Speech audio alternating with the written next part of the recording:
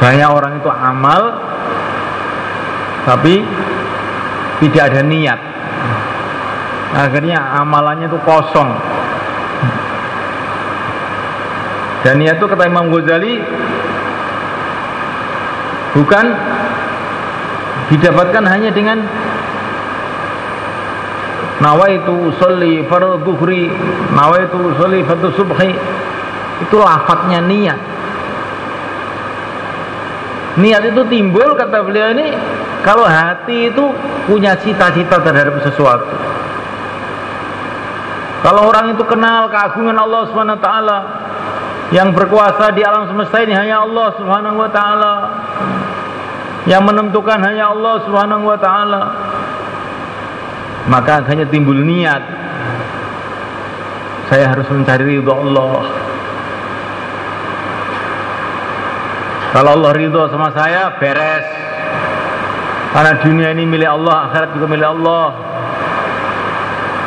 Itu kalau orang itu punya keyakinan bahwa Allah itu Maha Agung, yang menentukan segalanya Allah SWT. Makhluk itu hanyalah makhluk. Makhluk itu pada hakikatnya tidak ada, hanya diadakan oleh Allah. Tidak hidup, hanya dihidupkan oleh Allah. Makhluk tidak ada apa-apanya tanpa diapa-apakan oleh Allah.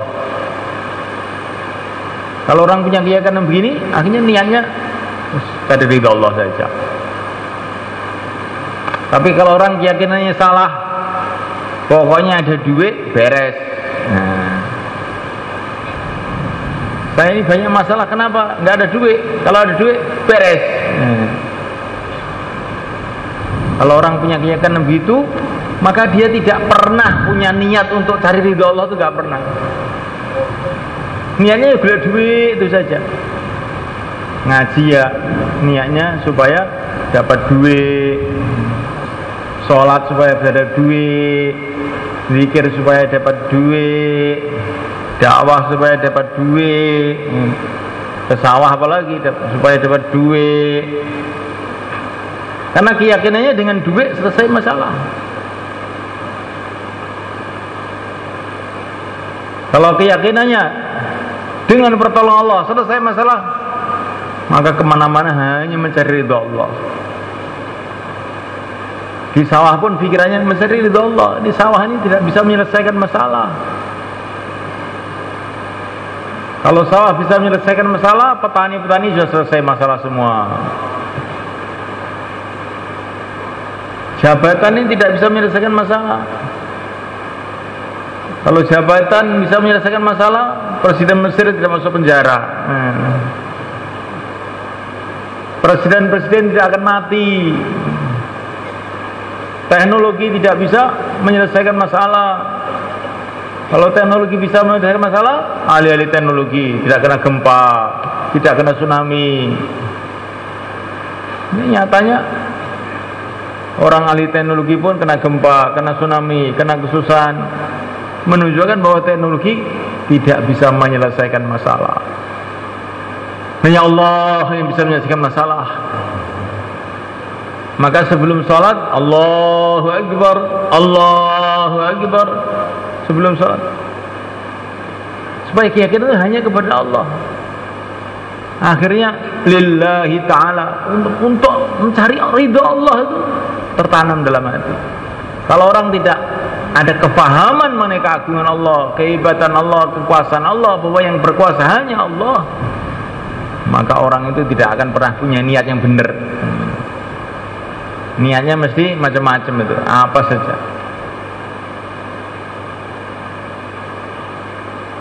Maka kita dakwah mencari ridha Allah, ta'lim mencari ridha Allah, ibadah mencari ridha Allah, khidmatul mencari ridha Allah. Kalau kita mencari ridha Allah, akhirnya segalanya kita pikirkan bagaimana mengikuti tertib yang diridhoi oleh Allah. Kita dagang mencari ridha Allah. Makanya waktu dagang berpegang dengan tertib-tertib yang diturunkan oleh Allah lewat para nabi, lewat Rasulullah SAW. Ini perdagangannya halal, ini perdagangannya haram, ini riba. Jangan utang dengan bunga, jangan memberikan utang dengan bunga.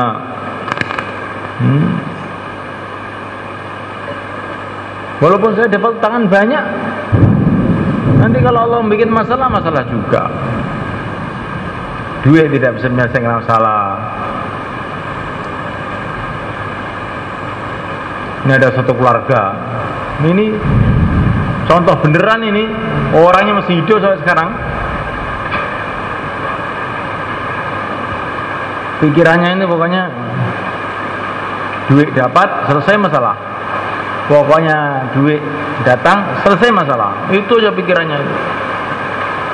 Akhirnya duit datang betul dengan cara yang haram. Nggak saya ceritakan cara apa. Dia dapat duit banyak sekali dengan cara yang haram. Nah ya, sekarang sudah duit sudah datang, maka sudah beres. Tapi kok ternyata aneh yang terjadi. Setelah duit datang, orang ini nggak pernah pulang ke rumah. Dia bikin gubuk di sawah, diem aja di sawah, nggak pernah pulang. Disuruh pulang ke rumahnya, nggak mau. Istrinya nyuruh dia pulang, nggak mau. Loh, ini wah gila apa bagaimana? Enggak. Ternyata senjatanya itu rusak. Allah kasih musibah dari tempat yang lain. Senjatanya rusak, ketemu istrinya takut, maka dia bikin rumah di sawah. Sampai sekarang rumahnya masih di sawah. Ternyata setelah banyak uang malah nggak bisa pulang. Rumahnya bagus, keramik semua, nggak bisa pulang. Bukan gara-gara ada yang melarang, tapi dia ketakutan karena senjatanya rusak. Ini saya ceritakan ini, jangan ada pikiran kalau uang datang selesai masalah. Ini pikiran betul pikiran yang racun.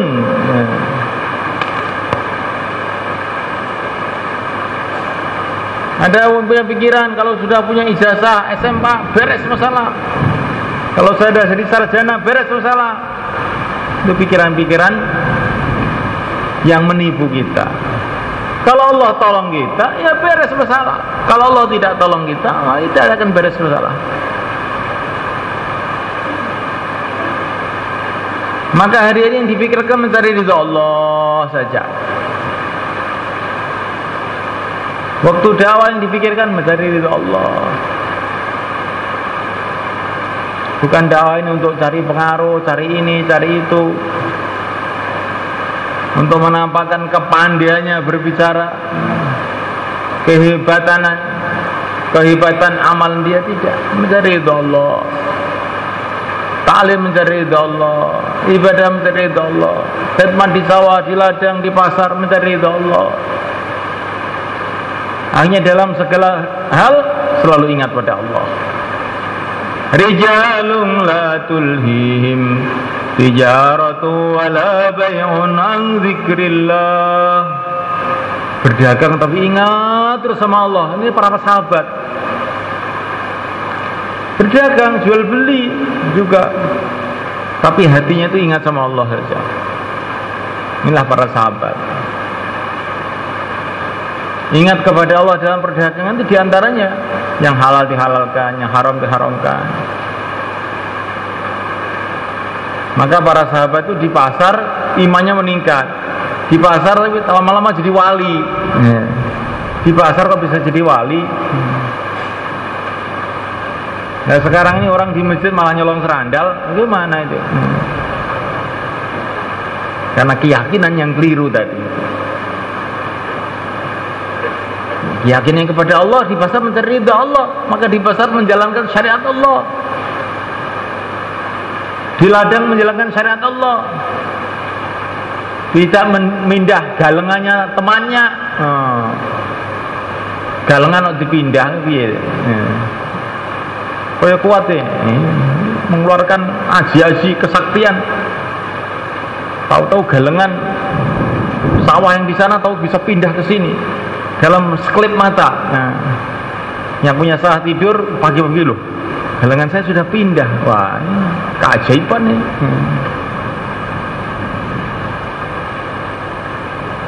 Tapi di sawah mencari ridha Allah SWT. Kalau sawah saya itu luas, bukan selesai masalah. Kalau padi saya banyak, bukan mesti selesai masalah. Selesai masalah itu hanya kalau Allah tolong sama saya. Di rumah juga begitu juga. Walaupun khidmat dengan keluarganya, khidmat dengan istrinya, khidmat dengan anaknya, tidak pernah lupa kepada Allah. Kalau ada adzan hayya 'alas shalah, ditinggalkan kesibukan-kesibukan rumahnya, pergi ke masjid. Seperti para sahabat, sibuk juga di pertanian, sibuk juga di perdagangan, sibuk juga dengan anak istri. Datang tugas agama, ya khailallah irkabi, hai pasukan-pasukan Allah berangkatlah. Oh, berangkat. Bukan para sahabat itu pengangguran, para sahabat itu sibuk juga, tapi dia tahu bahwa kesibukannya tidak menyelesaikan masalah tanpa berpegang dengan agama Allah. Maka sibuk tetapi tetap berpegang dengan agama Allah, sibuk tapi tetap menjaga perjuangannya, sibuk tapi tetap menjaga ibadahnya, hatinya selalu ingat sama Allah.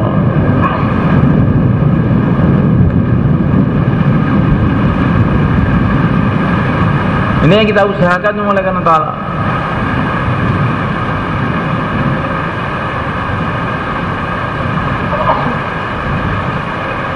Kita belajar ilmu bukan ilmu biasa.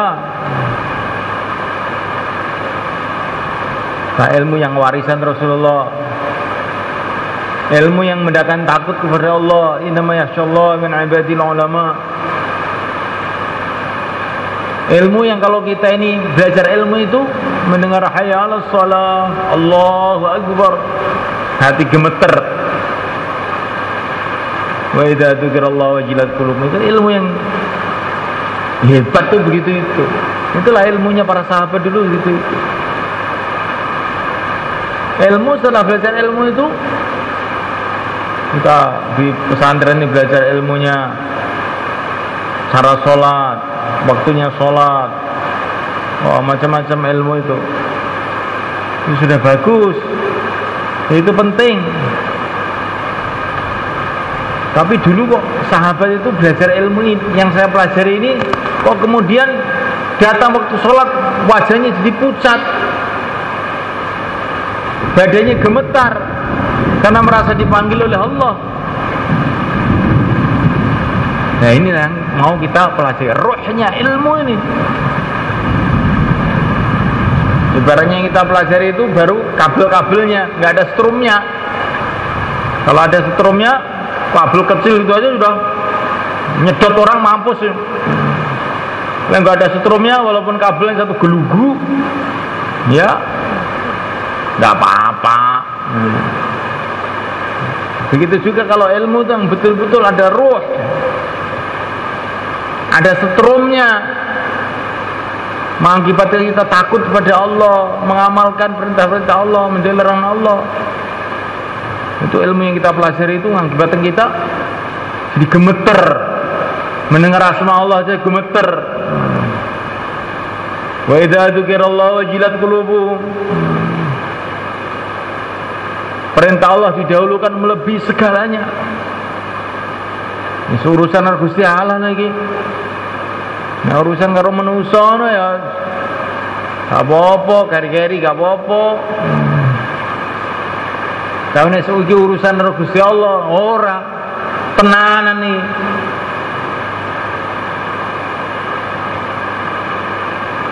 Salat iki urusan karo Gusti Allah. Aja manggon ning mburi-mburi. Mazala qaumun yata'akharuna min as-saffil awal hatta ya'khiruhumullah. Allah tidak suka orang yang suka sop belakang. Monggo jiran ajeng mburi mawon. Lagi kaya gak butuh Gusti Allah bah itu wong iki. Jadi kalau sudah urusan ibadah kita maju ke depan. Kalau urusan dakwah maju ke depan. Dan kamu saja. Maka dalam kaidah fiqhiyah itu dikatakan al-ithar fil ibadati makruh. Mendahulukan orang lain dalam urusan ibadah itu makruh. Kalau urusan makan, monggo jenengan ringkang riyin, jenengan warga riyin mlit turahane kula. Mboten turah mboten napa. Ini urusan mangan. Lah ini urusan agama, urusan ibadah dhisik. Al-ithar fil ibadah makruh. Ini ikram tamu ini, soal silakan ikram tamu. Ini keliru nih Bu. Ya. Jadi kalau urusan ibadah itu kita harus dahulu tampakkan kita ini sangat-sangat hajat kepada Allah, sangat hajat kepada tugas-tugas yang diberikan oleh Allah itu.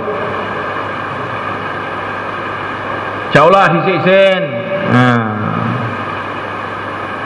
Insyaallah itu nanti. Taklim dhisik-sen, ndisi koyo banyak aku sering mati ya. Nek kowe kok gak mati. Nek kowe urip terus ya kita ya. Butuh ndisi. Kalau urusan agama, urusan tugas-tugas agama itu kita mendahului. Itu yang disukai oleh Allah. Salat shaf awal. Taklim shaf awal. Jauhlah shaf awal.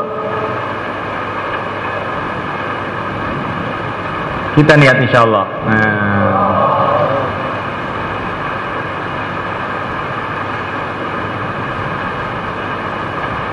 Hanya mencari ridha Allah Subhanahu wa taala.